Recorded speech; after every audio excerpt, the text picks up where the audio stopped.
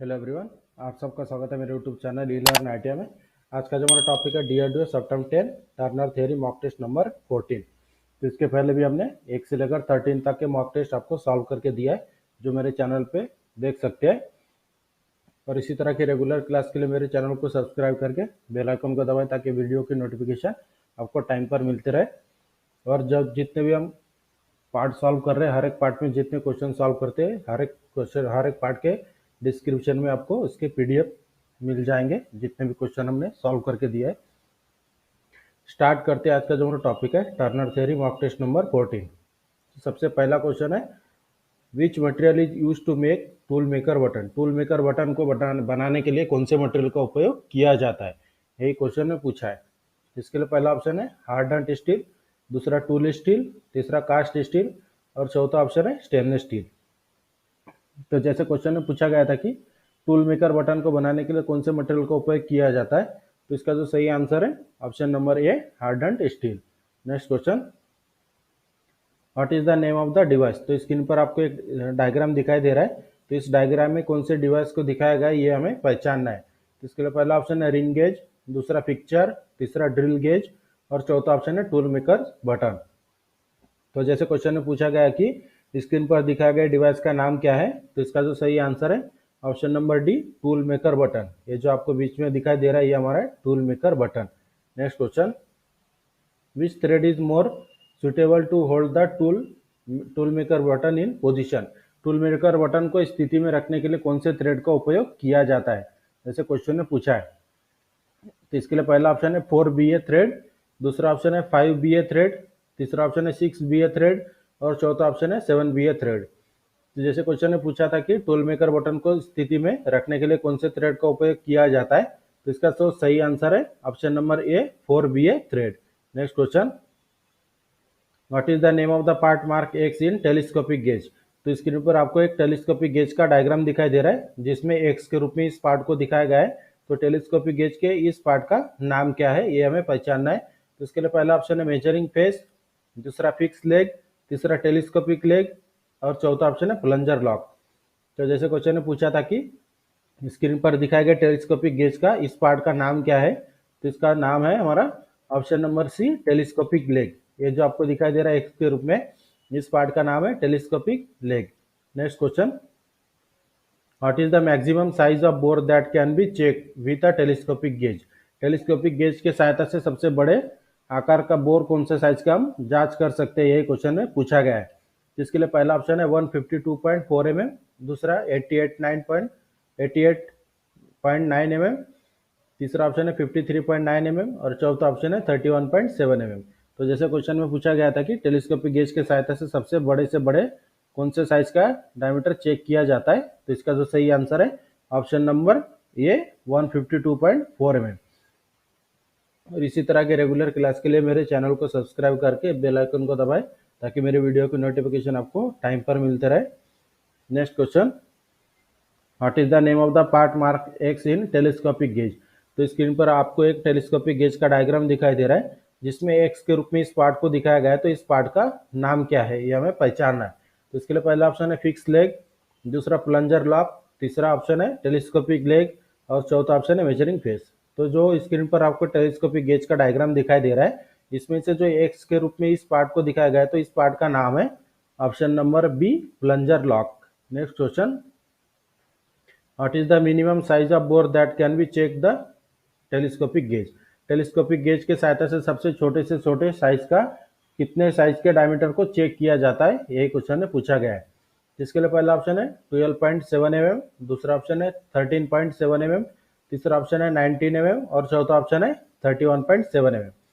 तो जैसे क्वेश्चन में पूछा गया था कि टेलीस्कोपिक गेज के सहायता से सबसे छोटे साइज कितने mm का हम चेक कर सकते हैं, तो इसका जो सही आंसर है option number A 12.7 mm। Next question, what is the name of an instrument. तो इसके ऊपर आपको एक मेजरिंग इंस्ट्रूमेंट का डायग्राम दिखाई दे रहा है, तो इस इंस्ट्रूमेंट का नाम क्या है ये हमें पहचानना है। तो इसके लिए पहला ऑप्शन है प्लग गेज, दूसरा बोर डायल गेज, तीसरा टेलीस्कोपिक गेज और चौथा ऑप्शन है डेप्थ गेज। तो जैसे स्क्रीन पर आपको डायग्राम दिखाई दे रहा है इंस्ट्रूमेंट का, तो इस इंस्ट्रूमेंट का नाम है option number C telescopic gauge. Next question, what is the shape of telescopic gauge, telescopic gauge का आकार क्या क्या होता है, यही क्वेश्चन में पूछा गया है। तो इसके लिए पहला ऑप्शन है सी शेप, मतलब सी आकार में, या फिर उसका आकार यू होता है, या फिर टी आकार, या फिर एस आकार। तो जैसे क्वेश्चन में पूछा गया है कि टेलीस्कोपिक गेज का आकार कैसा होता है, तो इसका जो आकार होता है हमारा ऑप्शन नंबर सी टी आकार, टी शेप में टेलीस्कोपिक गेज होता है। Next question, what is the name of the instrument. तो स्क्रीन पर आपको एक मेजरिंग इंस्ट्रूमेंट का डायग्राम दिखाई दे रहा है, तो इस इंस्ट्रूमेंट का नाम क्या है, यही क्वेश्चन में पूछा है। जिसके लिए पहला ऑप्शन है टेलीस्कोपिक गेज, दूसरा इनसाइड माइक्रोमीटर, तीसरा बोर डायल गेज, और चौथा ऑप्शन है माइक्रोमीटर एक्सटर्नल। तो जैसे क्वेश्चन में पूछा गया था कि स्क्रीन पर दिखाए गए मेजरिंग इंस्ट्रूमेंट का नाम क्या है, तो इसका जो सही आंसर है option number B inside micrometer. Next question, what is the least count of inside micrometer metric, metric inside micrometer का लिस्ट काउंट क्या है, यही क्वेश्चन में पूछा गया है। तो इसके लिए पहला ऑप्शन है 0.1 mm, दूसरा ऑप्शन 0.01 mm, तीसरा ऑप्शन 0.001 mm, और चौथा ऑप्शन है 0.02 mm।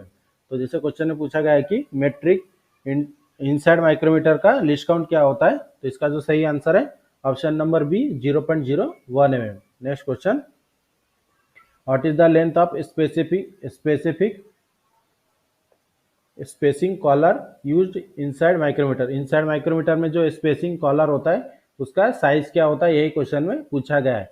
तो इसके लिए पहला ऑप्शन है 12 mm, दूसरा 13 mm, तीसरा 25 mm, और चौथा ऑप्शन है 38 mm।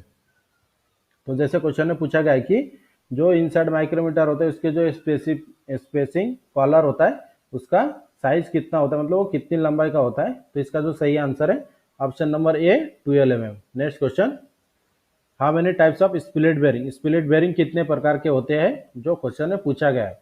तो इसके लिए पहला ऑप्शन है 4 प्रकार के, दूसरा 3 प्रकार के, तीसरा ऑप्शन है 5 प्रकार के, और चौथा ऑप्शन है 2 प्रकार के। तो जैसे क्वेश्चन में पूछा गया है कि स्पिलिट बेरिंग कितने प्रकार के होते हैं, तो इसका जो सही आंसर है ऑप्शन नंबर डी 2 प्रकार के।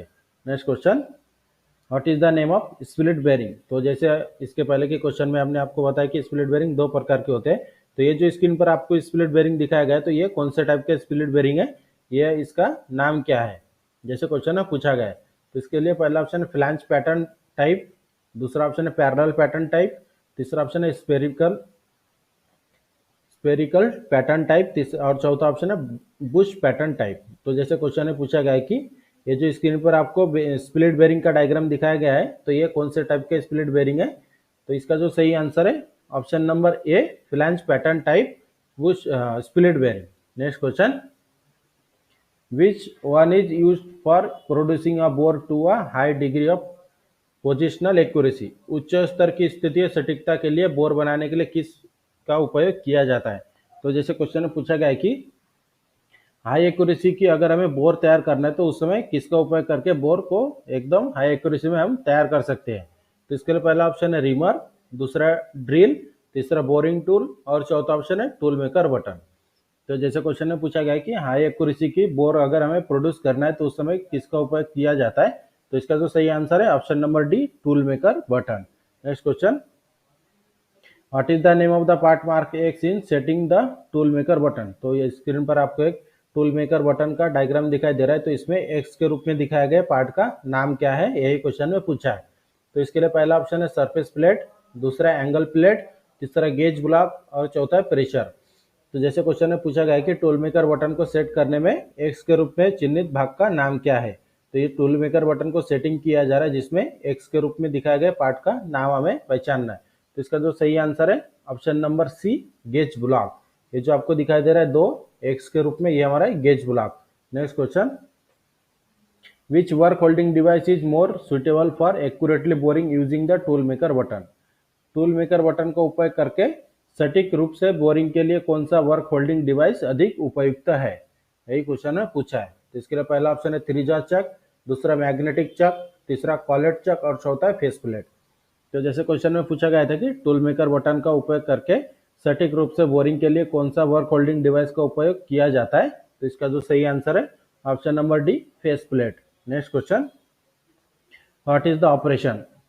तो स्क्रीन पर आपको डायग्राम दिखाई दे रहा है, ये एक वर्टिकल पोजीशन में रखा हुआ, ये नीचे हमारा सरफेस प्लेट है और हमारा हाइट गेज है। तो ये कौन सा ऑपरेशन आपको दिखाया गया है, इस ऑपरेशन का नाम क्या है, ये क्वेश्चन में पूछा है। इसके लिए पहला ऑप्शन है checking the height of job, मतलब जॉब का हाइट चेक किया जा रहा है। या फिर दूसरा ऑप्शन है turning button with height gauge, turning button को हाइट गेज की सहायता से टर्निंग किया जा रहा है, ट्रूइंग। या फिर तीसरा ऑप्शन है marking button with height gauge, मतलब बटन के ऊपर हाइट गेज से मार्किंग किया जा रहा है। या फिर चौथा ऑप्शन है setting button with height gauge, button को सेटिंग किया जा रहा है हाइट गेज के सहायता से। तो जैसे क्वेश्चन में पूछा गया है कि स्क्रीन पर दिखाए गए ऑपरेशन का नाम क्या है, तो इसका जो सही आंसर है option number D, setting button with height gauge. Height gauge के सहायता से बटन की सेटिंग की जा रही है। हमारा जो आप देख सकते हैं टूल मेकर, ये बटन है, इसकी सेटिंग किया जा रहा है हाइट गेज के सहायता से। Next question, what is the specific use of tool maker button in lathe operation. Lathe operation में टूल मेकर बटन का विशिष्ट उपयोग क्या है, कौन से काम के लिए हम लेथ मशीन पर टूल मेकर बटन का उपयोग करते हैं, यही क्वेश्चन में पूछा गया है। इसके लिए पहला ऑप्शन है for producing a tool to high degree accuracy, दूसरा ऑप्शन है for producing bore a high degree of positional accuracy, या फिर तीसरा ऑप्शन है for producing button to a high degree of positional accuracy, और चौथा ऑप्शन है for producing to a high degree of positional accuracy. तो जैसे क्वेश्चन में पूछा गया है कि लेथ ऑपरेशन में टूल मेकर बटन का विशिष्ट उपयोग क्या है, तो इसका जो सही आंसर है option number B, for producing bore high degree of positional accuracy, मतलब उच्च स्तर की स्थिति या सटीकता के लिए बोर उत्पादन के लिए टूल मेकर का उपयोग किया जाता है। मतलब हाई डिग्री की एक्यूरेसी के साथ बोर अगर हमें करना है लेथ मशीन पर, तो उस समय टूल मेकर बटन का उपयोग किया जाता है। Next question, what is the use of an inside micrometer. Inside micrometer का उपयोग क्या है, यही क्वेश्चन में पूछा गया है। तो इसके लिए पहला ऑप्शन है to measure the depth of hole, मतलब कोई भी होल का डेप्थ चेक करने के लिए। या फिर दूसरा ऑप्शन है measuring keyways and small slot, मतलब कोई कीवे को चेक करना है या फिर कोई स्लॉट को अगर चेक करना है तो उस समय इनसाइड माइक्रोमीटर का उपयोग करते हैं। या फिर तीसरा ऑप्शन है मेजरिंग द एक्सटर्नल सरफेस, मतलब कोई भी जॉब का एक्सटर्नल सरफेस को चेक करने के लिए। या फिर चौथा ऑप्शन है determine the distance between internal parallel surface. तो जैसे क्वेश्चन में पूछा गया है कि इनसाइड माइक्रोमीटर का उपयोग क्या है, तो इसका जो सही आंसर है option number D, determine the distance between internal parallel surface, आंतरिक समांतर सतह के बीच की दूरी को निर्धारित करने के लिए इनसाइड माइक्रोमीटर का उपयोग किया जाता है। जो इनसाइड माइक्रोमीटर होता है, इसके सहायता से कोई भी जॉब के अंदर वाले भाग को चेक किया जाता है। Next question, how the two halves of split bearing are joint, मतलब स्प्लिट बेरिंग के दो हिस्सों को कैसे जोड़ा जाता है, जैसे क्वेश्चन में पूछा गया है कि स्प्लिट बेरिंग के दो हिस्सों को अगर हमें जोड़ना है तो किस प्रकार से जोड़ा जाता है, कौन सी बातों को ध्यान में रखकर जोड़ा जाता है, यही क्वेश्चन में पूछा गया है। इसके लिए पहला ऑप्शन है वन डायमीटर लाइन, मतलब एक ही डायमीटर लाइन पर दोनों हिस्सों को जोड़ने के लिए जोड़ा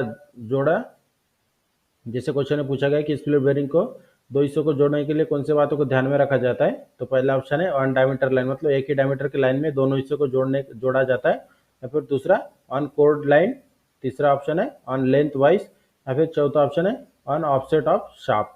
तो जैसे क्वेश्चन में पूछा गया था कि स्प्लिट बेरिंग के दो हिस्सों को जोड़ते समय किस बातों का ध्यान में रखा जाता है, तो इसका जो सही आंसर है option number A, on diameter line, मतलब एक ही डायमीटर के लाइन पर दोनों हिस्सों को जोड़ा जाता है। Next question, what is the main use of using the tool maker button for facing boring, face boring. Face boring के लिए टूल मेकर बटन का उपयोग करने का मुख्य उपयोग क्या है, जो क्वेश्चन में पूछा गया है। तो इसके लिए पहला ऑप्शन है इजी टू यूज, मतलब आसानी से यूज किया जाता है।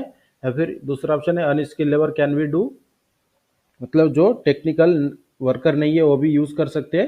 या फिर तीसरा ऑप्शन है ट्रूइंग इज नॉट नेसेसरी, मतलब इसमें ट्रूइंग करने की कोई जरूरत नहीं है। या फिर चौथा ऑप्शन है easy to set square to the axis of rotation, मतलब आसानी से स्क्वायर सेट किया जाता है एक्सिस के सहायता से। तो जो क्वेश्चन में पूछा गया था कि फेस बोरिंग के लिए टूल मेकर बटन का उपयोग करने का मुख्य उपयोग क्या है, तो इसका जो सही आंसर है option number D, easy to set square to the axis of rotation, मतलब रोटेशन की एक्सिस पर स्क्वायर सेट करना आसान होता है। Next question, what is the name of the first member in simple gear train, मतलब simple gear, जैसे हमारा गियर ट्रेन दो प्रकार के होते हैं, सिंपल और कंपाउंड गियर ट्रेन। तो जैसे क्वेश्चन में पूछा गया है कि सिंपल गियर ट्रेन में जो सबसे पहले नंबर का गियर होता है उस गियर का नाम क्या है, यही क्वेश्चन में पूछा है। इसके लिए पहला ऑप्शन है ड्रिवन गियर, दूसरा ड्राइवर गियर, तीसरा आइडलर गियर और चौथा है रिवर्सिबल गियर। तो जैसे क्वेश्चन में पूछा गया है कि सिंपल गियर ट्रेन में सबसे पहले नंबर का गियर जो होता है उसका नाम क्या है, तो इसका जो आंसर है option number B driver gear, क्योंकि सिंपल जो गियर सेट होते हैं सिंपल गियर ट्रेन, इसमें 3 गियर होते हैं, ड्राइवर, आइडलर, ड्रीवन। सबसे पहले ड्राइवर, दूसरा आइडलर, तीसरा driven. Next question, what is the name of the last member in simple gear train? Simple gear train में लास्ट नंबर के गियर का नाम क्या है, जैसे अभी मैंने बोला था। तो इसके लिए पहला ऑप्शन है ड्राइवर, दूसरा आइडलर, तीसरा ड्रीवन और चौथा रिवर्सिबल गियर। तो जैसे क्वेश्चन में पूछा गया था कि सिंपल गियर ट्रेन में सबसे लास्ट वाले गियर का नाम क्या है, तो इसका जो आंसर है option number C driven gear. तो जो यहाँ पर आप ऑप्शन देख सकते हैं ड्राइवर, आइडलर, ड्रीवन, इसी सीक्वेंस में सिंपल गियर ट्रेन में गियर लगे होते हैं। सबसे पहले ड्राइवर, दूसरा आइडलर और तीसरा होता है driven. Next question, how many number of gear are in simple gear train? जैसे इसके पहले भी मैंने आंसर बताया था। तो कि जैसे क्वेश्चन में पूछा गया कि एक सिंपल गियर ट्रेन में कितने गियर होते हैं, यही क्वेश्चन में पूछा गया है। तो इसके लिए पहला ऑप्शन है 2 गियर, दूसरा 3 गियर, तीसरा 4 गियर और चौथा ऑप्शन है 5 गियर। तो जैसे क्वेश्चन में पूछा गया कि सिंपल गियर ट्रेन में कितने गियर होते हैं, तो इसका जो सही आंसर है option number B 3 gear, driver, idler और driven. Next question, what is the shape of the buttress thread flank? Buttress thread flank का आकार कैसा होता है, यही क्वेश्चन में पूछा गया है। तो इसके लिए पहला ऑप्शन है one flank 90 degree and the other 45 degree, मतलब एक फ्लैंक 90 डिग्री में होता है और दूसरा 45 डिग्री में होता है। या फिर दूसरा ऑप्शन एक फ्लैंक 30 डिग्री में और दूसरा 45 डिग्री में। या फिर तीसरा ऑप्शन एक फ्लैंक 60 डिग्री में और दूसरा 45 डिग्री में। या फिर चौथा ऑप्शन है दोनों फ्लैंक 60 डिग्री में। तो जैसे क्वेश्चन में पूछा गया है कि बटरस थ्रेड का फ्लैंक का आकार कैसा होता है, तो इसका जो सही आंसर है ऑप्शन नंबर ए, एक फ्लैंक 90 डिग्री और दूसरा फ्लैंक 45 डिग्री में होता है buttress thread. Next question, what is the angle of saw tooth thread? Saw tooth thread का एंगल क्या है, यही क्वेश्चन में पूछा गया है। तो इसके लिए पहला ऑप्शन है 29 डिग्री, दूसरा 30 डिग्री, तीसरा 45 डिग्री और चौथा है 90 डिग्री। तो जैसे क्वेश्चन में पूछा गया है कि सॉ टूथ थ्रेड का एंगल कितना होता है, तो इसका जो सही आंसर है option number B 30 degree. Next question, what does BIS stand for? BIS का फुल फॉर्म क्या है, यही क्वेश्चन में पूछा गया है। तो इसके लिए पहला ऑप्शन है ब्यूरो ऑफ इंटरनेशनल स्टैंडर्ड, दूसरा ऑप्शन है ब्यूरो ऑफ इंडियन स्टैंडर्ड, तीसरा ऑप्शन है ब्यूरो ऑफ इंटरनेशनल सोसाइटी और चौथा ऑप्शन है ब्यूरो ऑफ इंडियन सोसाइटी। तो जैसे क्वेश्चन में पूछा गया है कि BIS का फुल फॉर्म क्या है, तो इसका सही आंसर है option number B bureau of Indian standard. Next question, which one is the angle of buttress thread? Buttress thread का एंगल क्या होता है, यही क्वेश्चन में पूछा गया है। तो इसके लिए पहला ऑप्शन है 30 डिग्री, दूसरा 45 डिग्री, तीसरा 55 डिग्री और चौथा है 60 डिग्री। तो जैसे क्वेश्चन में पूछा गया था कि बटरस थ्रेड का एंगल क्या होता है, तो इसका सही आंसर है option number B 45 degree. Next question, lathe centre are provided with the following standard taper? Lathe centre पर कौन से टेपर कटे होते हैं, यही क्वेश्चन में पूछा गया है। तो इसके लिए पहला ऑप्शन है मोर्स टेपर, दूसरा ब्रिटिश टेपर, तीसरा मेट्रिक टेपर और चौथा है शार्प टेपर। तो जैसे क्वेश्चन में पूछा गया है कि लेथ मशीन के जो सेंटर होते हैं उसमें कौन से टेपर कटे होते हैं, तो इसका जो सही आंसर है option number A Morse taper. इस तरह से आज के क्लास में हमने जो हमारा क्लास था turner theory mock test number 14, इसमें इंपॉर्टेंट 30 क्वेश्चन आपको सॉल्व करके दिए गए और इसके PDF भी आपको डिस्क्रिप्शन में मिल जाएंगे। और इसी तरह के वीडियो की नोटिफिकेशन के लिए मेरे चैनल को सब्सक्राइब करके बेल आइकन को दबाएं ताकि मेरे वीडियो की नोटिफिकेशन आपको टाइम पर मिलते रहे। और वीडियो अच्छी लगी तो हमारे चैनल को सब्सक्राइब करें, शेयर करें और लाइक ज़रूर करें।